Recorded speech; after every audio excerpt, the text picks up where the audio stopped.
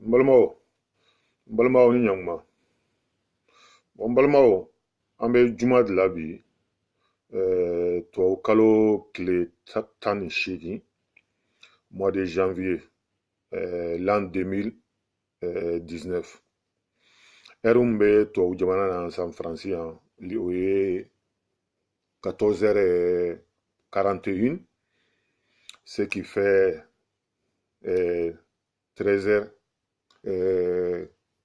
13h41 au Mali. Bon balimaw, nga bi video be fɛn dɔ do kan bi n ye rencontre dɔ de ye kunu entre URD président Soumala Cissé ani RPM a secrétaire général, je crois que le secrétaire général doit monsieur Tereta. Rencontrer ça m'a fait beaucoup plaisir. C'est ça m'a fait beaucoup plaisir. En flâne, ça fait des années, des mois. Ambika Ibeka interpellé. Aka Ketchoko Bella, Akata Soumala rencontré. Parce que Jamana Beda Mouna Sanre, Ambarote, politique kola, maintenant, Ambika Djorola Mouna Sisa.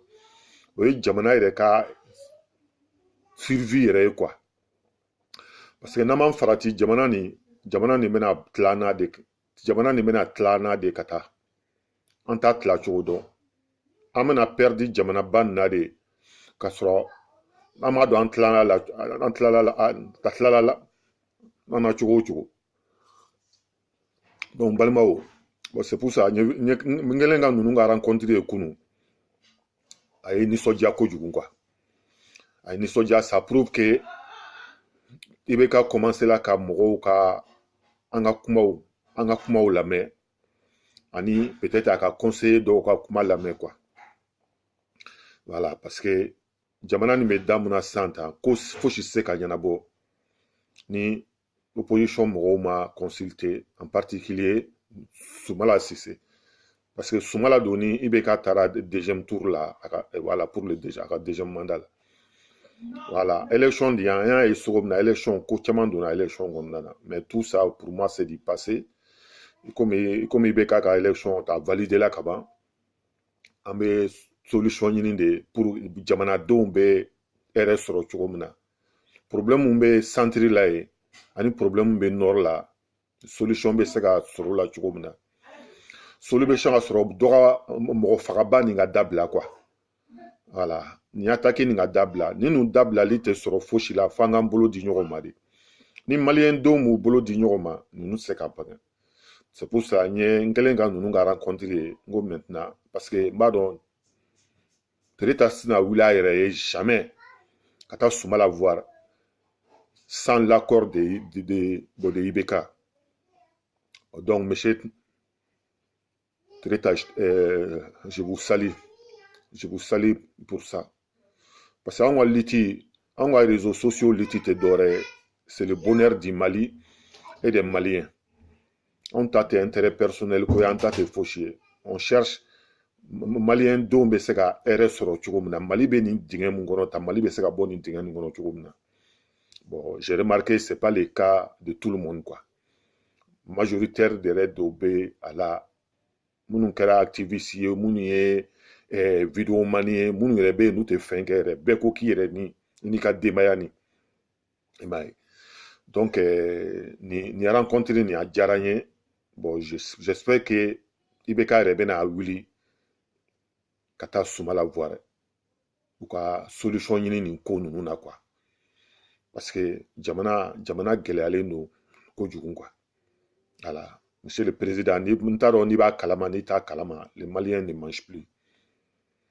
Et quand Maliens et quand peuple moitié à moitié ou ka dumuni dan kle kono tout o chien clé Ibeka.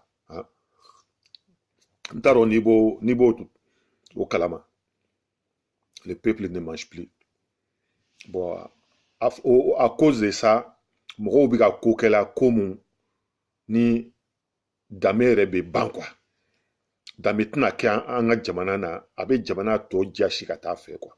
manamana ko caman bi ka kɛla Mali la i yɛrɛ t'o dɔn fo n'i bɛ Mali kɔnɔna na n'i bɛ to ka bɔ k'i yala n'i bɛ bɔ ka to k'i yala i bɛ fɛn dɔ i bɛ a kɛla an ka jamana na kɔrɔ de gɛlɛya de bɛ mɔgɔw pousser k'u bila a kow la quoi voilà bon souvent on les comprend quoi on les comprend parce que mɔgɔninfin n'a fɔra e bɛ toute la journée kɛ tile fila kɛ tile kelen kɛ i tɛ suman sɔrɔ k'a di i ka denbaya ma i t'a sɔrɔ k'a di i t'i muso ni den ma voilà bon fɛngɛ fana muso fana tɛ cogoya sɔrɔ ka dumuni d'a denw ma a bɛ muso bila ko dɔ la a bɛ cɛ bila ko dɔ la donc monsieur le président i ye nin initiative mun bɔr'i la il faut continuer ça n'anw bɛnna sisan mɔgɔ minnu bɛ yen sisan ko juguw don n'u filɛ centre la yen n'u bɛ nord la yen n'anw bɛnna sisan o bɛɛ bɛna kɛ mauvais souvenir de ye puisque olu bɛɛ bɛ k'u profiter la puisque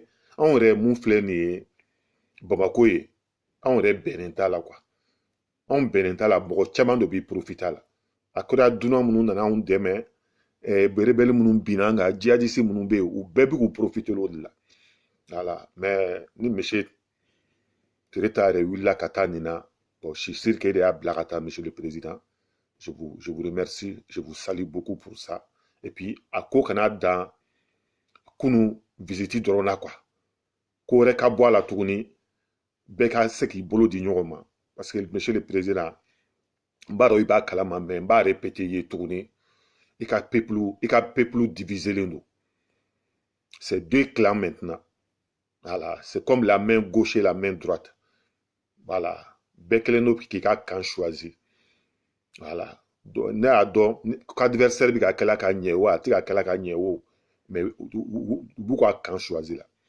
o dun c'est pas bon o ye intérêt personnel ko de ye quoi mɔgɔ caman fana dun b'o la fana i b'a sɔrɔ u tɛ dumuni u t'a sɔrɔ k'a dun de c'est pour ça u bɛ nin kɛ suman tɛ sɔrɔ k'a di denbaya ma denbaya tɛ furakɛ donc u b'u sen don ni manamana ko ninnu na quoi or an ka jamana bɛ da mun na ta depuis 2012 la an ka jamana besoin tɛ nin na donc je répète encore monsieur le président nin rencontre nin a y'a continuer n'a y'a continuer ni ni tɔw bɛnn'a la i dɔgɔnin de ye Sumala ye o i yɛrɛ b'a i da tugun ka yɛlɛ i b'o de fɔ i dɔgɔnin de ye Sumala ye 2013 la i gagné Sumala n'a ka denbaya wulila ka t'i n'i ka denbaya fo i ka famille la kana ɲinɛ yen yɔrɔ kɔ c'est très très important monsieur le président voilà o de ye an ka maliyɛnw ka danbe ye quoi voilà peut-être i bɛ maloya la i b'a fɛngɛ i b'a fɔ i ye supérieur i ye kɔrɔkɛ ye non laissez ça de côté monsieur le président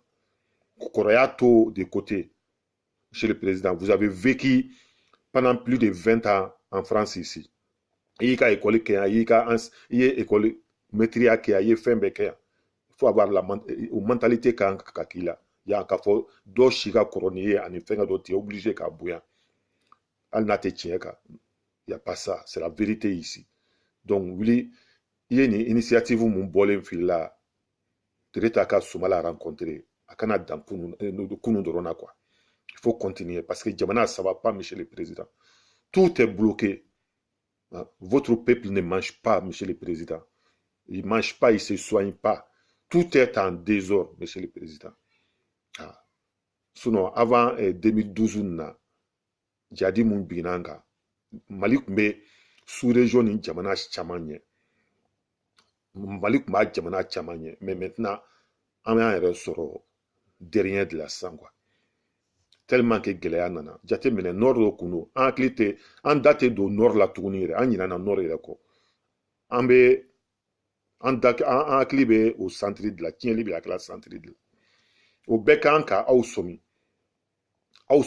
mɔgɔ minnu bɛ nord la olu de ye nin ko nin bɛɛ labɛn ta olu de ye nin ko nin bɛɛ labɛn qui dit MLA non qui dit SEMA c'est MLA et HEIA ça yara gali ka an sardine do yɛlɛmana ka kɛ HEIA ye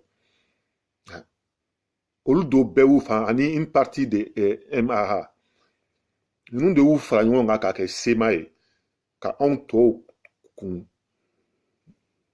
kari ɲɔgɔn na mɔgɔninfinw n'a y'aw sigi k'a jate minɛ Amadu Kufa filɛ ale mun nana fulaw don problème kɔnɔna na ye ale mun nana fila la Amadou Koufa a fait allégeance à Yaya Gali a y'o faamuya ka fila damadɔni ta dɔrɔn dunanw kana dɔrɔn k'o fara o kan dɔrɔn olu ka wuli ka taa centre déstabiliser ka centre déstabiliser len filɛ nin ye mɔgɔ wɛrɛw fana wulila k'a fɔ ko bɛɛ ye filaw nɔ ye olu fana wulilen bɛ filaw kama vous vous rendez compte ninnu sera na dɛ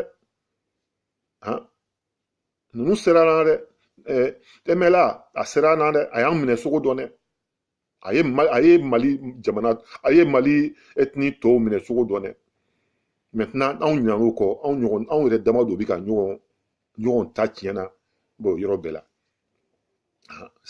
sudi ani centre la olu ka nord olu bɛ k'u tutu sago kɛla ye donc le temps est venu aw ka ɲɛ yɛlɛn quoi maliyɛn tɔw an ka ɲɛ yɛlɛn an k'a dɔn nin problème bɛɛ y'an yɛrɛ don nɔ ye an n'u bɔlen nin problème nin na an k'an bolo di ɲɔgɔn ma quoi an k'an bolo di ɲɔgɔn ma parce que ninnu de bɛ o fɔ MLA de bɛ nin a fɔ MLA mɔgɔ minnu bɛ kuma yan au début u ka porte parole minnu tun bɛ yen est ce que mɔgɔ b'u kumakan mɛn tuguni yɛrɛ parce que u sago sɔrɔla anw kan voilà u sago sɔrɔla anw kan u y'u datugu a y'u to ɲɔgɔn na u yɛrɛ ka ban ɲɔgɔn na fɔlɔ donc il est temps an ka wuli k'an jɔ mais tout ça moi j'accuse Amadou Koufa a ye filaw don problème kɔnɔna la fila damadɔni mɔgɔw révolte la dɔwɛrɛ tɛ o n'a y'a jateminɛ vidéo dɔw bɔra mototigi dɔw fila mototigi dɔw bɔra u bɛ yɔrɔ la u bɛ dabaniya la u bɛ filakanw fɔ ko djihadiste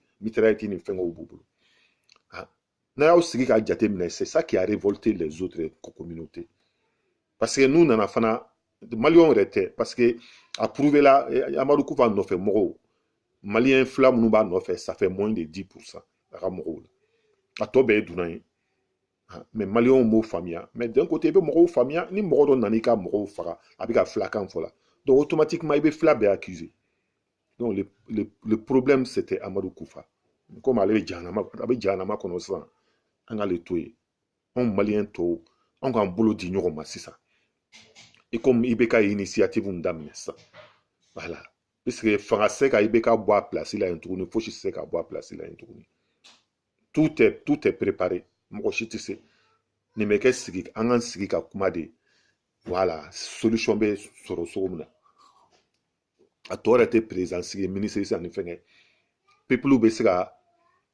bɛ problème min kɔnɔ peuple bɛ se ka bɔ a problème kɔnɔ cogo min na quoi mɔgɔw bɛ se ka furakɛ cogo min na mɔgɔw bɛ se ka dumuni fana sɔrɔ ka kɛ cogo min na mɔgɔw bɛ se ka baara sɔrɔ cogo min na mɔgɔw ka risque tali dabila ka taa sa en plein Sahara ou désert kan ou bien kɔgɔji kan pour venir tubabu jamana pour chercher le bonheur solution de bɛ ɲini o la sisan k'o fɛngɛ sisan quoi voilà la rencontre entre Soumala Cissé et Tereta a photo bɛ n ka nin vidéo nin duguma quoi a b'a lajɛ quoi parce que quand j'ai vu ça ça m'a fait beaucoup plaisir n ko IBK a commencera k'an lamɛn puis monsieur le président i ka mandat tɔ ye san 4 ani kalo 8 ni dɔɔnin de ye o kɔnɔna na tiɲɛli fɛn fɛn kɛra i ka premier mandat kɔnɔna na a ye se ka solution ɲini a la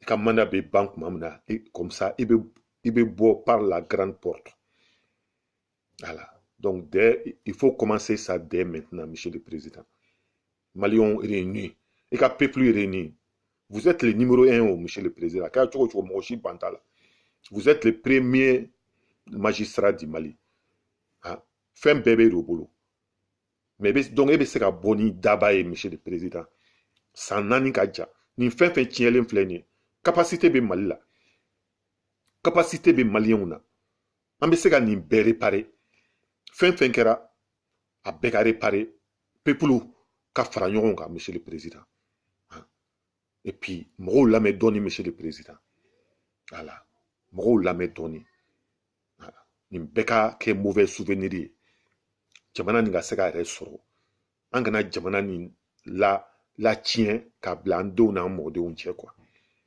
Ces problèmes nord Tanyaraminembe, centre Tanyaraminembe. Après, le prochain étape, ce sera la région de Sékou. Ensuite, ce sera Bamako. Puis ça peut continuer jusqu'à Kaï. N'a ben Nyaramina Taï comme centre Nyaraminembe Chogomna. Monsieur le Président. En don, en mon tout, en ma problème tout, hein? Mais on peut récupérer tout ça.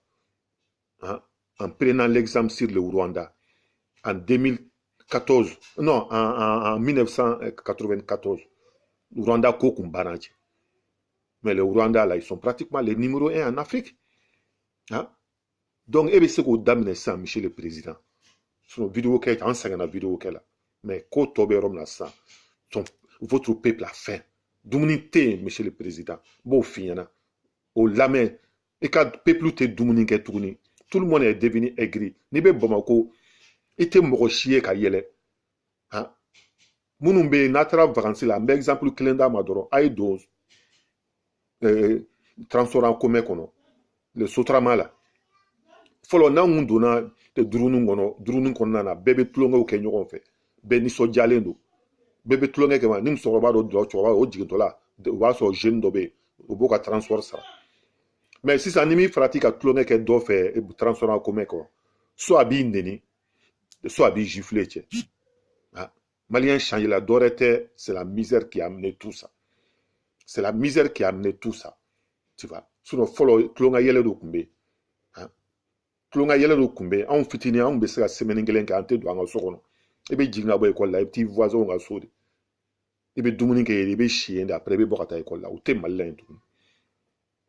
Gelea do nana noy. Il faut reconnaître monsieur le Ibeka a bekeri ka mandat, et ka premier mandat konnana. A bekera konnana. Malion kera mogon fin suguya do ye quoi. Voilà. Donc ne be conseil mun di ma ye ni mun damina initiative mun damina ta sumala ni direta ka rencontrer ni monsieur le kana akana dankunu ta dorona quoi. Kana maloya kana foshike ni be chia de eta.